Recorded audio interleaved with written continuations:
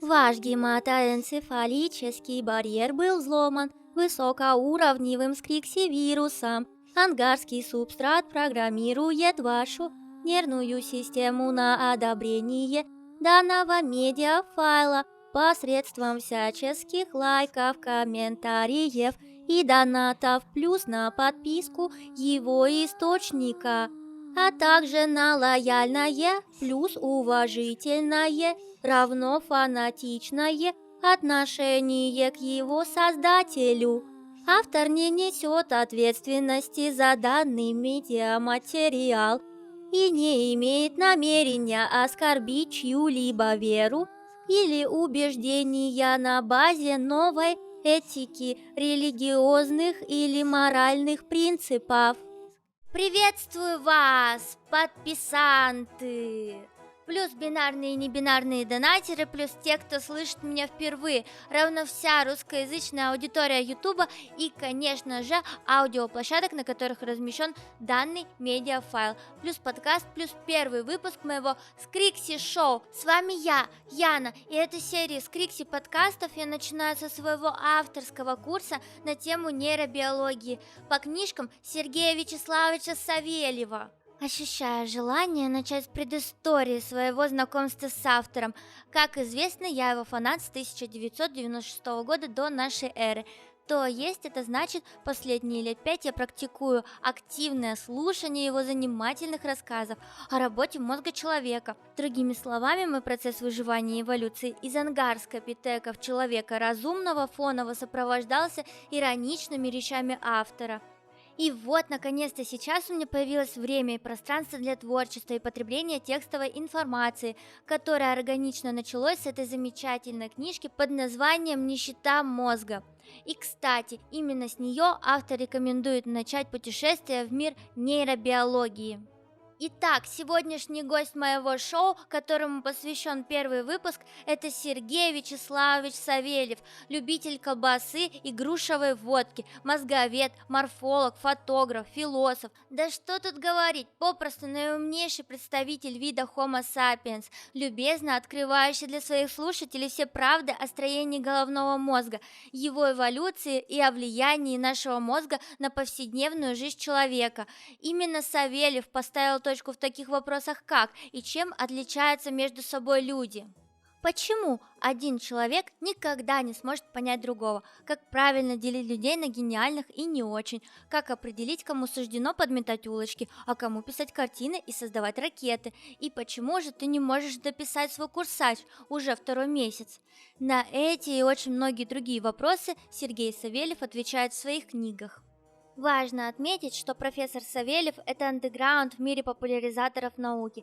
Его не признают, и я рискую предположить, что данная неприязнь скорее обусловлена его смелыми высказываниями, без политкорректной мишуры, чем реальными ошибками. Ведь не совсем понятно, откуда такая потребность уличить его во лженауке, собирая своим научпоп-комьюнити и обрушаясь обличающими речами, хлопая друг другу в ладоши вместо того, чтобы заниматься реальной научной деятельностью. Не базируется ли такое поведение на комплексах от того, что в основном все эти известные спикеры-популяризаторы не реализовались как ученые, не сделали ни одного научного открытия, а чаще всего являются попросту научными журналистами? Хотя многие из этих ребят мне симпатичны, все же считаю несправедливым тотально обесценивать профессора, игнорируя его сильные стороны в этом направлении. Ведь чисто даже с популярной точки зрения его представления о мозге правильные. Действительно же есть функциональное разделение. Из конструктивной критики можно выделить только то, что его подход чисто анатомический, но в таком случае более справедливым будет разделить Савельева условно на две компетенции. Нейробиолог и морфолог. То есть его сильная сторона морфолог. Это человек, который занимается эмбриональным развитием, плюс гистолог. В этом он действительно профессионал, и другие ученые с этим вообще не спорят и отмечают его книжки по эмбриональному развитию человека. Так что даже если не брать во внимание его монографии, он действительно во многом прав. Поэтому если хотите что-то понять про мозг, то есть смысл просто посмотреть Савельева. Плюс к сильным его качествам я могу отнести смелость, гнуть свою линию.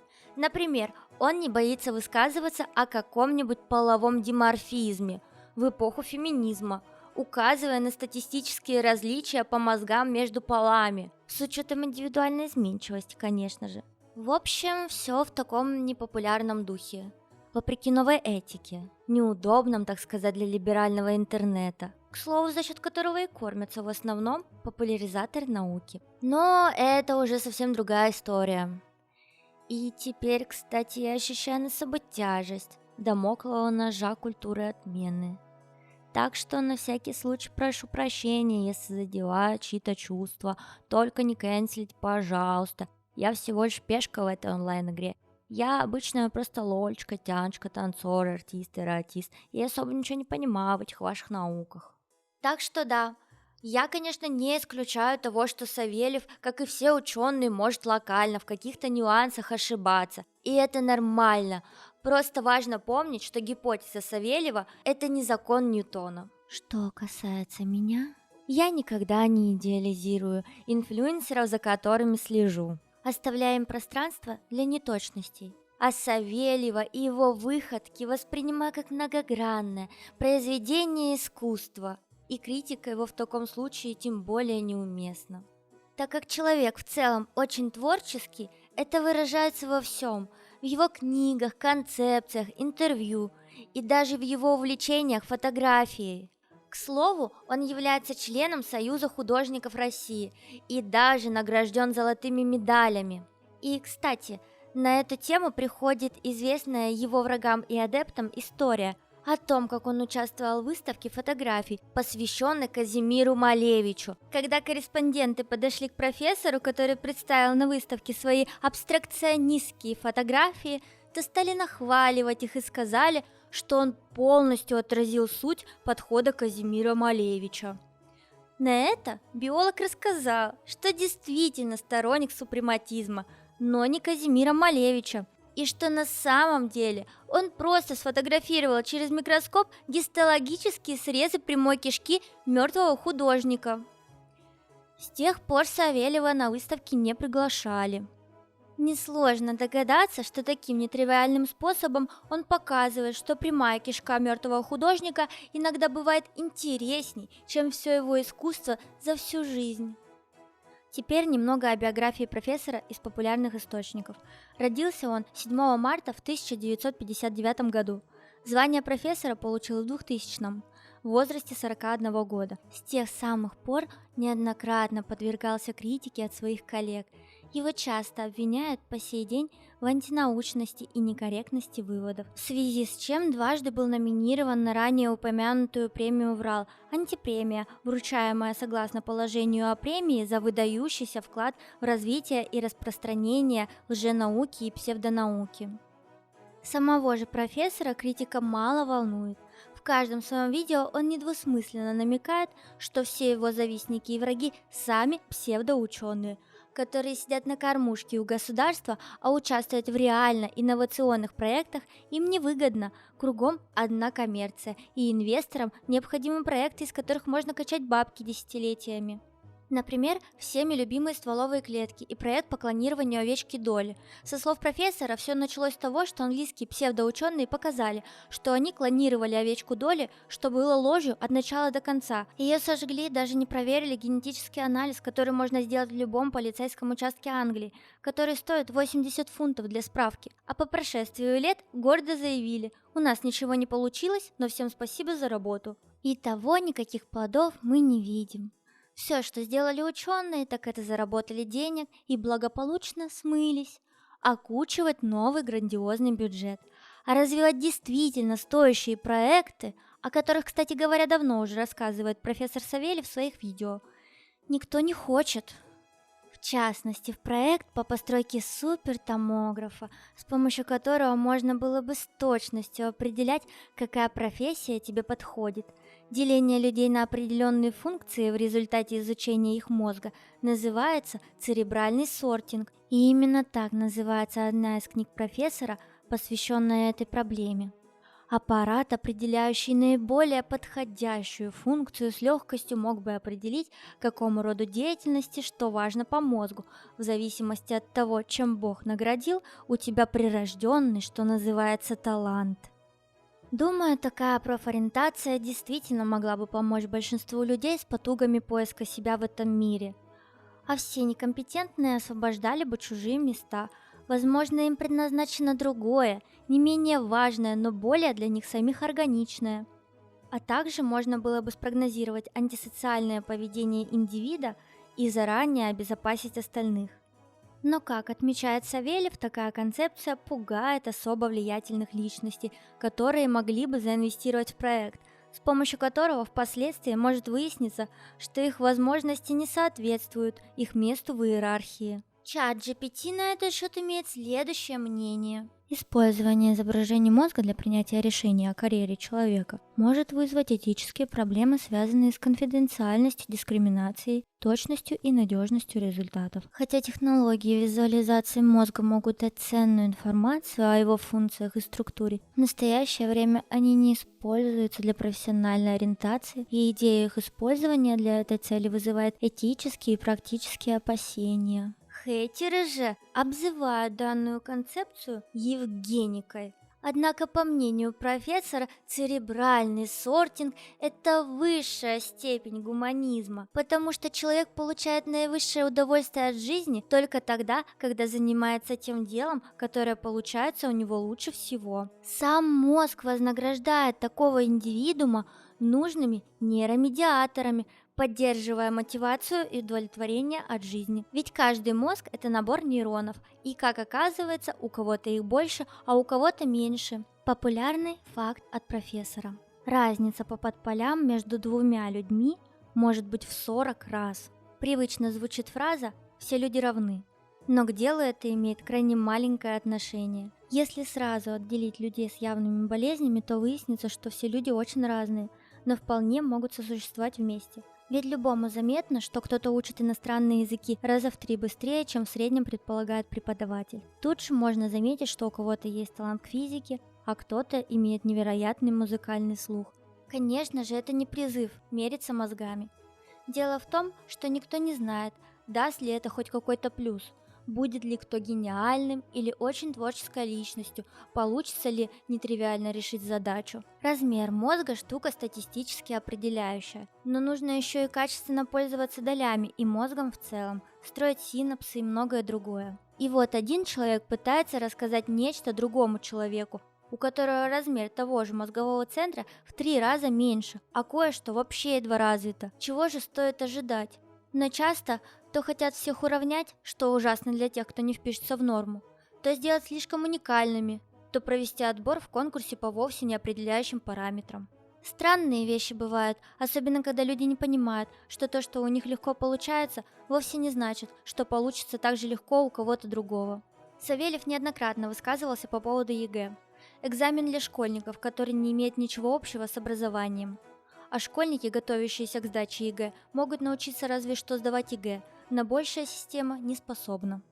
Савельев тот человек, который сегодня может препарировать мозг обезьяны, а уже завтра пойдет фотографировать огненный закат, допишет очередную книгу под эгидой выдержанного рома, скрасив это все дело сигарой. Он не отрицает, что такой же человек, как и мы, и ему тоже хочется стимулировать мозг никотином, алкоголем или же вкусным чаем с вареньем. Когда же его приглашают на интервью, осведомленный зритель уже предвкушает, зная о 3 столпах, на которых стоит система ценностей человека. Это доминирование или же доминантность, размножение, продление рода, и еда, они же ресурсы, деньги. Мы понимаем, глядя на профессора, что сейчас мы воочию увидим проявление жесткой доминантности над оппонентом или интервьюером. Как правило, интервьюер осведомлен о трудах профессора, но при малейшей попытке быть в теме моментально осаживается острыми познаниями героя программы. Савельев режет без ножа, оперируя фактами, тем самым загоняя необразованного бабуина, вынуждая того замолчать и слушать, и, может быть, немного восхищаться. Многие благодаря профессору уже в курсе, что наш мозг потребляет до 20% энергии всего тела. Этой информацией, наверное, уже все владеют, кто плюс-минус интересуется наукой. Например, Евгений Панасенков явно заглядывал на канал Сергея Вячеславовича. Это мы можем понять, посмотрев его стримы, на которых он ловко цитирует профессора, к сожалению, забыв его упомянуть. Так вот, 20% энергии всего тела. Неудивительно, что, работая над рефератом, вы невольно задумываетесь над тем, чтобы бросить все и пойти спать. А еще лучше пойти и навернуть тарелку пельменей. Это объясняется тем, что в тот момент, пока наш мозг созревал, потомки добывали ценный ресурс в виде еды, проводя десятки часов на охоте или лихорадочно собирая фрукты. И им было не до рефератов. Энергия расходовалась, утекая в трубу, и мозг, конечно же, собирал эти крупицы энергии и всеми силами пытался ее сохранить. С тех пор многое изменилось, а мозг не успел перестроиться, так и по-прежнему считает, что подобная активность ему попросту не по карману. Выгоднее будет заточить что-нибудь из холодильника на ночь, вдруг завтра еды не будет, да спать пойти. Так намного спокойнее, плюс целесообразнее. Увлекает и всяческие видео с религиозными экспертами. Особенно завирусились видео, где Савельев рассуждает о Боге с оппонентами в виде действующих священников и попов в контексте «А где этот ваш Бог?». Это же очередное оправдание для того, чтобы ничего не делать и позволить вашему мозгу не думать, дабы сохранить эти несчастные 20% его энергии. Ведь если будешь долго думать над тем, кто ты есть и для чего ты на этом свете, начнешь такими темпами книги читать, да еще и сам писать, не дай бог. А у них все просто и понятно. Есть высшая сила, и она меня породила. И она все за меня решила. Ответственности никакой. Ешь колбасу, да работай. Можно при желании кого-нибудь ограбить, если уж совсем не вмоготу. А Бог уж простит, рассуждает Савельев. Публично называть себя обезьяной столь же неприлично, как и декларировать биологическую сущность межличностных отношений. Намного приятнее и престижнее тешить свое самолюбие тезисом о своем божественном или внеземном происхождении. А завышенная самооценка способствует стремлению оплодотворять чужих жен, объедаться, развлекаться и бездельничать. Уверенность в собственном принципиальном отличии от животного мира и высокой духовности не мешает красть все, что плохо лежит, и публично доказывать свою доминантность, декларируя самые дикие и странные гуманистические цели. К сожалению, эта буйная деятельность только подтверждает наше единение с природой. Точно так же, как и текста нынешних рэп-исполнителей «Понты», «Деньги», «Самки» и еще раз «Понты». Чуть ли не самый популярный жанр базируется именно на этом. Известно также стремление женщин ходить на высоких каблуках, демонстрируя голень. Ведь когда конечности самки шимпанзе достигают максимальной длины, самцы возбуждаются и пытаются перенести свой геном в следующее поколение. Возбуждение таких самцов интуитивно и относится к врожденным формам поведения. Они сами не понимают своего стремления к этой самке, но инстинктивно-гормональная регуляция поведения все решила за них, декларирует профессор. Таким образом, есть мозг, есть инстинкты, так все ли мы обречены быть бабуинами до конца своих дней и облизываться, глядя на деньги, колбасу или же ноги красоток в Инстаграм? К сожалению, да. Но не все так плохо, ведь все индивидуально. Если сильно упрощать информацию, то здесь влияние оказывает соотношение размеров лимбической системы и неокортекса. Обладатель большого неокортекса относительно небольшой лимбической системы будет чрезмерно рассудочен, рационален и воспринимать это за норму. При обратной же ситуации индивид будет демонстрировать противоположное поведение, что также сочтет за общечеловеческий стандарт. Вполне понятно, что ни при каких социальных условиях два столь разных представителя человечества договориться не смогут. Профессор заявляет, что самые сильные скрытые желания и цели обычно происходят из нашего далекого обезьяньего прошлого. Они являются продуктом инстинктивно-гормональной мотивации поведения и направлены на решение простых биологических задач. При этом не имеет значения форма, которую приобретают эти желания. Их реальное содержание может быть скрыто за самыми благородными и честными поступками или сильно отсрочено по времени. Тем не менее, главными мотивами человеческого существования продолжают оставаться еда, размножение и доминантность. Плохо ли это? Я считаю, что нет.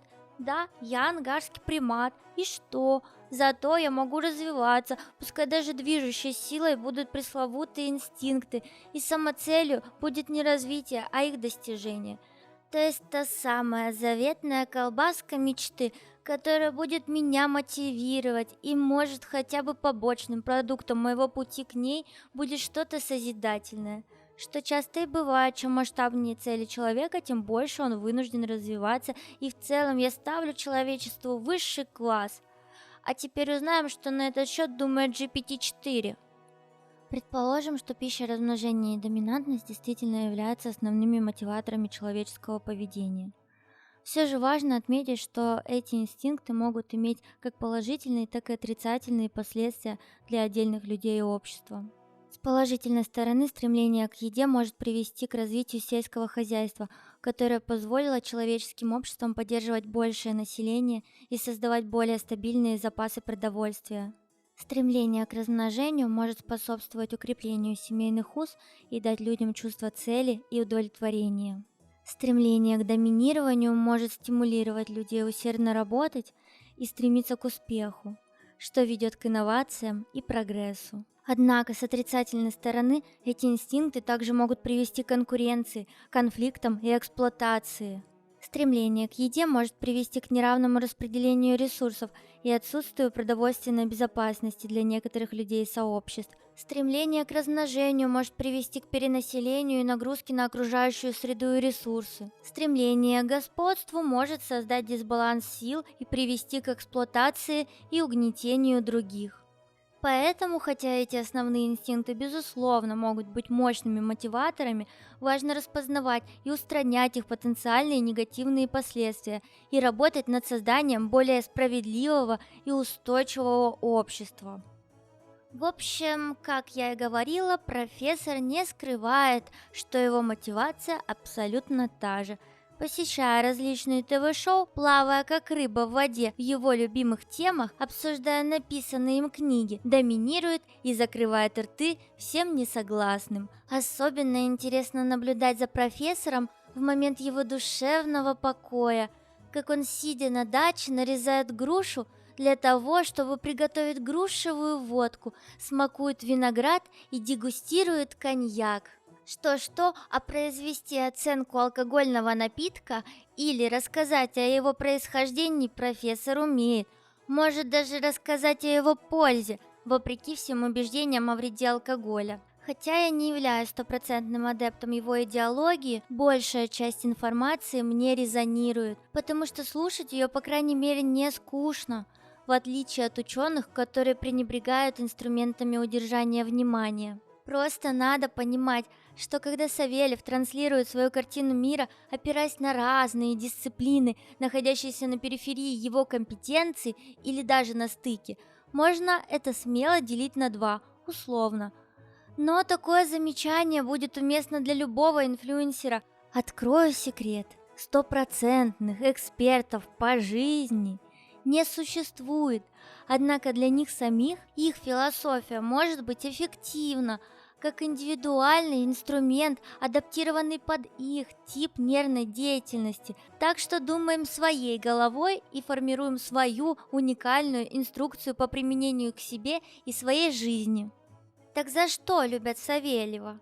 Склоняюсь ответить так: его талант подачи информации, харизма и индивидуальность мозга позволяют людям разного уровня развития с разным образованием воспринимать информацию, для изучения которой обычно требуется ученая степень. И напротив, его хейтеры вовсе считают, что никакой харизмы, а тем более научной составляющей, у него нет. Что профессор смехотворный сексист, выводящий свои теории непонятно откуда, ссылаясь на самого себя, а серьезные антропологи, эволюционисты и тем более представители нейронаук не могут читать его произведения без ироничного смешка. Если с обывателями все понятно, это может быть как личная неприязнь, так и незнание материала, сопротивление услышанному, то почему научное сообщество так уж триггерится именно на него? Неужто он один может допускать неточности? Я полагаю, что помимо возмущения из-за вышеперечисленных эскапад Савельева, для них попросту небезопасно проявлять лояльность к такой противоречивой фигуре, о чем я упоминала ранее. Конечно, я допускаю мысль, что многое из его тезисов может быть недопустимым вздором, но надо уметь фильтровать, ведь такова цена эпатажа, хитрых речевых оборотов и изрядного упрощения материала для как можно более массового зрителя. Ведь практически никто не препарировал мозг, и он играет на том поле, на котором он ведет мяч, и ему решать, как забить гол. Итак, спасибо за прослушивание первого выпуска. Это, пожалуй, все, на что хватило моего неокортекса, но не без помощи экзокортекса. В следующем выпуске я начну обзор на книгу «Нищета мозга». Ставь лайк, если бабуин и хочешь тупо смотреть в экран, поглощая всяческую еду и периодически продлять рот. С вами была Скрикси Шоу. Увидимся в next роликах.